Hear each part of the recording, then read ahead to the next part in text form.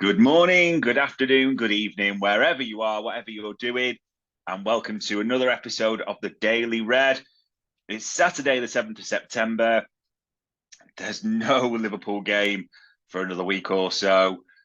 Well, we'll be talking all the headlines, all the international involvements, all the various things around Liverpool FC that have come out today. I'm your host, Dave Davis, coming to you from pretty miserable Edinburgh, but I think allegedly someone told me there's still some time officially left in summer, but that's absolute balls, isn't it? It is miserable most places. Hopefully, though, where you are, it might not be, but who knows? So we'll start, ladies and gents, with some sad news. The club have announced in the last few minutes that Liverpool legend Ron Yates has passed away, having suffered with Alzheimer's in recent years at the age of 86 years old. An absolute club stalwart. I think Yates held so many roles for us, be it when he was first signed by Shankly, and people remember that famous line, didn't they, when Shankly invited the media to walk around him? He's a colossus. Actually, they did back in the day, back in sort of 1961, all those years ago. And then people also probably know that he held many roles for the club, played for us for a number of years, but then also spent around 20 years as chief scout, didn't he? A lot of people may or may not know he is quoted as the man responsible for finding Sami Hyypiä at the same time as well.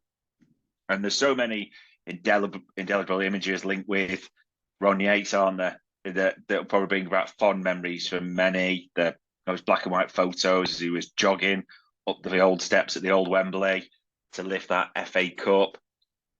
You know, a captain for a league title win. Even in the local area, played for Tranmere, didn't he? Then went abroad, had some time in Los Angeles Skyhawks, Santa Barbara Condors, various places. But yeah, I mean, an absolute genuine legend. And quite rightly, as the club have announced, all flags will be flying at half-mast today. And yeah, hopefully there might even be a bit more. But yeah, a sad passing there of Ron Yates at 86. Other things to talk about with sort of other players. It's Stefan Oncho's birthday, so happy birthday to him. One other great man, Jurgen Klopp. I mean, I know someone's going to say he's not the Liverpool manager, but if you just look at the coverage of Klopp over the last week or so, he did a few interviews and helped promote the Paralympic Games because one of his mates was competing there, I think, weren't they, in the badminton. So incredible what he was doing there, helping them out. And even over the last few days, he's currently with, I think it's one of the, not going to pronounce it because I'll get it wrong, but a couple of former Dortmund players' testimonials. So he's agreed to coach the one of the teams, hasn't he, there and it was weird. Probably many of you have seen him in that Dortmund kit. It looks unusual, but there's still, it's almost a way to be happy and sad at the same time, isn't it? Because that's just what the great man's all about. And it's funny, even today, I've seen Bernardo talk about it and the fixture scheduling being a nightmare. Even if you look at the schedule words from Kevin De Bruyne this morning, who said the real problem will emerge after the Club World Cup. There will be only 3 weeks between the Club World Cup final and the first Premier League match. We have 3 weeks rest and then we prepare for another 80 matches. Which makes you think back to which great man was the first real one in recent times to start talking about the schedule, the pressure the broadcasters put on those players, how it was against their welfare, and, it was damaging for the game. And all they did was ridicule them, didn't they? And try to vilify him, let's be honest, and say, it's just about him wanting better kickoffs and stuff like that, when it really wasn't. And even if you think back to that last press conference where he says, you have to become a part of football again and not just a squeezer. That's it. That's a little advice from an old man on the way out. Did they listen? We all know the answer to that. It's interesting now, isn't it, though? De Bruyne, Bernardo, will they be vilified? Will they be ridiculed? We will have to see on that one. All will become clear soon enough. But yeah, international-wise now, I don't know about you, ladies and gents. You will all have your own opinion. And if you are passionate, feel a sense of pride in your country, all those types of things, more power to you. I can't stand international football. That honestly, I don't watch England games, especially. I think they're a load of nonsense. The whole flag shagging repertoire and all the things that, I mean, the ridiculousness of all the stories this morning about how Lee Carsley can't be manager because he didn't or is not going to sing the national anthem. The many times Southgate didn't sing it, Spen didn't sing it, Capello did. Like, what are we talking? Honestly, that's just what you're up against when you know the. I just wish they'd all retire from that, but they're not going to. So let's talk about the players last night. Pride and good for their countries, but not really for us. I mean, Alisson played a full 90 minutes. So did Mo Salah, as Egypt got their sort of qualifying off to a good start against Cape Verde for AFCON. But Salah 90 minutes, you didn't like to hear that. Luis Diaz, he played 90 minutes as well for Colombia. Not only did he play 90 minutes, he pops up with a good little goal at the back post as well. His output he carries on. He's on some hot streak at the moment, isn't he? Let's just hope this continues for a long time. But yeah, flicked on, and there he was, poaching at the back post for an 81st minute equaliser for Colombia. So Luis Diaz was on the score sheet there as well. He also, with his next games, funnily enough, against Alexis Mac Allister, who we'll talk about very shortly at the same time as well. Jarell Quansah did play the full 90 minutes for England the 21s as they drew against Northern Ireland under 21s. He was awarded man of the match. So maybe, strangely, a good little run out, I think, for him. Just keeps him ticking over a little bit. Tyler Morton, a completely unused sub as well. And then another one who, I would say it's a surprise because we love him. He's been in brilliant form. Ibu. Yeah, Ibu Konate. He started for France, and they started well against Italy, didn't they? They were ahead after 13 seconds, a new record. However, they lost that game 3-1, and they have been widely ridiculed in the French press. In fact, there's a few articles I've just sort of scanned at before I came on this pod to say that one of the biggest mistakes he made as well, obviously you can imagine they're lambasting Deschamps a lot, but Upamecano should be there instead of Konate. I have no problem with this, by the way, because L'Équipe gave him a 3. Yeah, drop him. More than happy. I'd rather he didn't play any minutes in a midweek, so he almost goes, because I think we know with Konate, his injury record, 1 game a week is probably, what you should target, pick it carefully. If you can get 30-odd league games or so out of Konate, I think that's an absolutely brilliant return. I always think that when I look at the players and the injury records, and we've heard how Slot, Ruben Peters will focus it this year. I think if you were to say you can get 30 league games out of Jota, Konate, and you can pick them to an extent, I think we'd all be delighted with that. I also think that'll bump us up a few points. Zero doubt about that either at all. So, yeah, if L'Équipe want to give him a 3 out of 10 and call for him to be dropped, I'll endorse that wholeheartedly.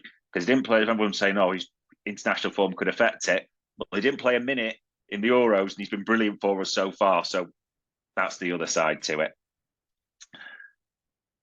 Bad luck is an interesting discussion. Bad luck, anyone who knows it, it comes in threes, doesn't it? As we're often told. Now, internationals makes you worried for an obvious reason. And England, and we're still waiting for further news on this because a couple of days ago released that statement, didn't they, that Harvey Elliott has been sent back to his club and is listed with a lot of others for medical assessment, is what the England or the FA statement said. So that's one worry. Then you've got the whole Alexis Mac Allister situation, which he's experiencing abductor discomfort. I mean, you think he got absolutely rattled, didn't he, in the United game? So it's okay then. However, it's almost going back in the timeline here because Scaloni said before the Chile game where he played, and he scored a good goal, by the way, and he had a good game, but he had to come off with an injury, which is the worry. But before that game, he said Alexis didn't train because he was overloaded. He was in pain. It always happens to us. They come out to do their part. We'll wait and see how he responds today. How about you don't How about you didn't need to play him against Chile in that 3-0 win? Because then he comes off with pain, doesn't he, Mr. Scaloni, as we'll see. And then he's asked about it, Scaloni, after this game and said, we still don't know how Nico and Alexis are. They left because they were having discomfort. We'll see if they can play against Colombia. Honestly, you're thinking, you told us Scaloni was in pain, so he couldn't train before Chile. So we were hoping, leave him out. No, you play him. Yes, he does well, he gets a goal, and he comes off in pain. And already you're thinking, we can manage him so we can get in for Colombia. How about you just send him back to us? That's what we all want. Because we're now concerned a little bit, aren't we? Because let's not put it under any pretense. Alexis Mac Allister is absolutely a key player for Liverpool. There are no two ways about that. And it is a really bad sign that he's having those soft tissue issues, in pain before the Chile game, so missing training, goes off during the Chile game he's complaining of pain. And then they're even talking of Argentina again about managing him through so he can play again against Colombia. No, just send him back to us. Because I suspect the way Slot and Ruben Peters handle it will be very different to the way Scaloni handles it. And I remember I said bad luck comes in threes. Desperate to be wrong here, but Harvey Elliott, Alexis Mac Allister, yeah, bad luck comes in threes. Let's see what happens in this one. And then if that did make you a little jittery, there's a number of players up for international duty today, just to be clear. A couple of keepers. Baby Allison, or Mamardashvili, as you know him, he plays for Georgia, doesn't he? Against Czech Republic. Queeve should start for Ireland. They play England, don't they? So that'll be interesting. Kelleher, you'd expect to start, but you never know. Annoyingly, I think Carsley he's talked about it, hasn't he? It's one where probably we would want Southgate still in charge, let's be honest, because I think Carsley really likes Trent. I really do. And that's bad news for us. Because he's talking about right back in Burt. He's mentioned this in the press conference, so I'm expecting Trent to play in that. You can see it being a physical game as well. There's just so much not to like about that. Kostas is going to play against Finland. Szoboszlai, can't think of all the articles around all the ground he's covered recently in different bits. Hungary play Germany away. The Dutch play against Bosnia at home this evening as well. So I think you're now expecting 3 to be there because Gakpo, Van Dijk, but Gravenberch didn't get a minute in the Euros. But Ryan Gravenberch has been absolutely sensational this season so far. You can't really describe it any other way. The worry is now you've got someone like Ronald Koeman who seems to be going out his way, you can see, to upset, mate. He doesn't seem to care particularly, but foolish comments. The only comments recently that Koeman's made around Ryan Gravenberch were a kind of, look, I told you, if he got his attitude right and played more, this is what will happen. So I suspect that Ryan Gravenberch is going to start against Bosnia this evening, which, again, is another Liverpool player playing minutes. I mean, there's the 3 Dutch boys, Szoboszlai, Tsimikas makes it 5, Trent and Kelleher make it 7, 8 Mamardashvili. I know someone's going to go that way. But yeah, 8 Reds really on international duty today as well, which I'm just going to be completely honest, for me, doesn't make me at all happy. It's just one of those ones where you're like, whatever, shall we say. So yeah, we'll see what happens on internationals. But God, we don't really care. Let's just hope they all come back fit. That is all we are looking for at Liverpool. Transfers a little bit. So we'll talk about one that came out, or I don't know if you say came out in the summer, or around the summer. So I'm probably pronouncing his name wrong, but Brian Gruder, I think it's pronounced, went from Mainz to Brighton this summer. However, Christian Falk came out and said one other English club knocked on his door this summer, Liverpool. I heard that Liverpool were interested in him, and perhaps they made a mistake not getting concrete with this one. That's also the case for Bayern Munich, of course. In the end, they all couldn't give him guarantees for this position, but they tried. They saw the big talent of Gruder. Liverpool were the only club from the Big Six who were talking with his management, but in the middle class of clubs in England, there were plenty of sides who were interested in him. If Liverpool had been concrete for Gruder, it would have been a big challenge for Brighton to sign him. An interesting one. Well, it depends how he does, whether we don't know whether that's fully true. It's not to throw shade at a journalist, but the one thing when you look at Gruder and his record last season, 3 goals and 3 assists for Mainz, it doesn't really set headlines alight. And listen, I'm not an avid watcher of him. Someone could well be telling me he's a brilliant player, and I'm not going to argue that. I don't really know much about the player, but does seem a leap from 3 goals, 3 assists to Mainz to being in a Liverpool team record. If you think Chiesa came in, is it maybe just the wrong time for him? Even maybe, if he has a great season, maybe we're still interested. We will have to say. One player that it was clear Liverpool had some interest in, or at least were monitoring, was Bryan Mbeumo, who's had a great start to the season. And there's quite a few different ones, but one from Gimme Sports says that Newcastle and us are joining Arsenal and keeping an eye on Mbeumo for next summer. So, although apparently Eddie Howe and Arteta see different things, they are all looking at him, and the price tag suggests it'll be around £50 million. I like Mbeumo, I have to be honest. I think the problem that he faces is when people talked about this, because of the current situation, which we'll come on to as well, a lot of people just looked and said, oh, but he's nowhere near Salah, and that blah, blah, blah. I'm not debating that for 1 second. That doesn't mean he wouldn't have been a quality reinforcement, not for 1 second. It also, at the same time, doesn't make, any worse of Chiesa, etc. It just, things sometimes happen, things don't in that regard. But yeah, there we are. We will see if anything keeps going with Mbeumo, Anthony Gordon, all these things. We'll see if anything comes to January. We'll see if we're talking PowerPoints, Mountain Dew, and all these types of things, But we'll see. And the final one to really end you on for this, or today's episode, I should say, ladies and gents, quite a few different bits on Mo Salah.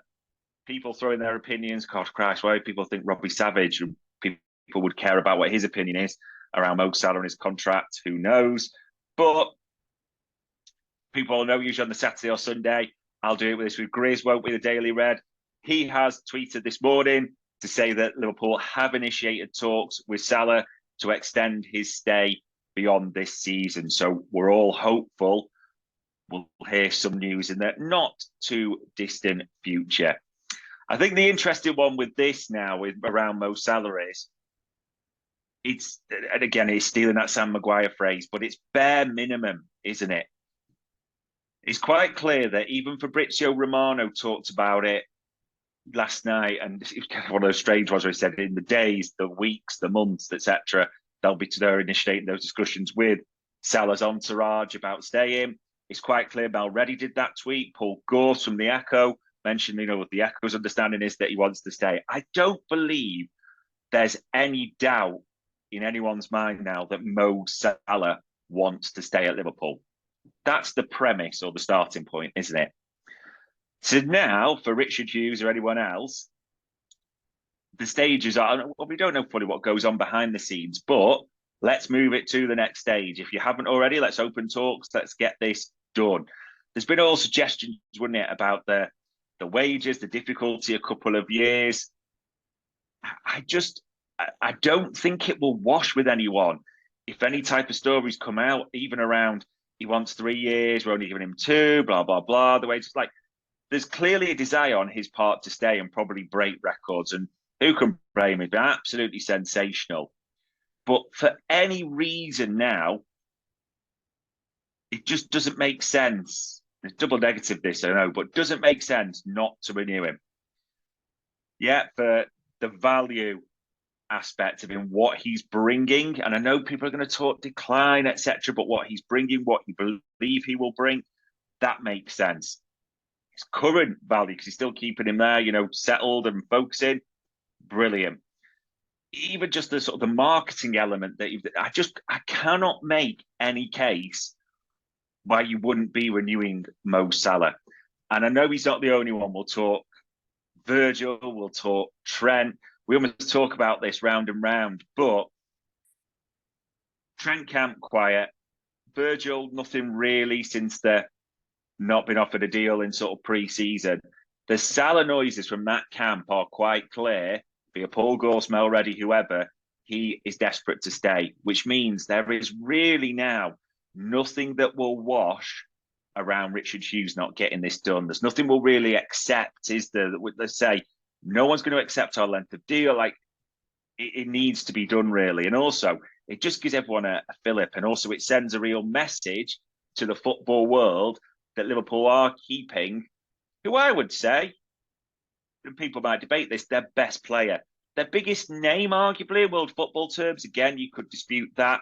But I do think it sends a real message that way. It also sends a real message if you don't get this done. So, yeah, hopefully that tweet from Grizz is right. Hopefully we'll see something soon. We're all desperate for Mo Salah and the other two to renew. Let's hope as the international break draws to a close, we might hear something, but who knows with Liverpool.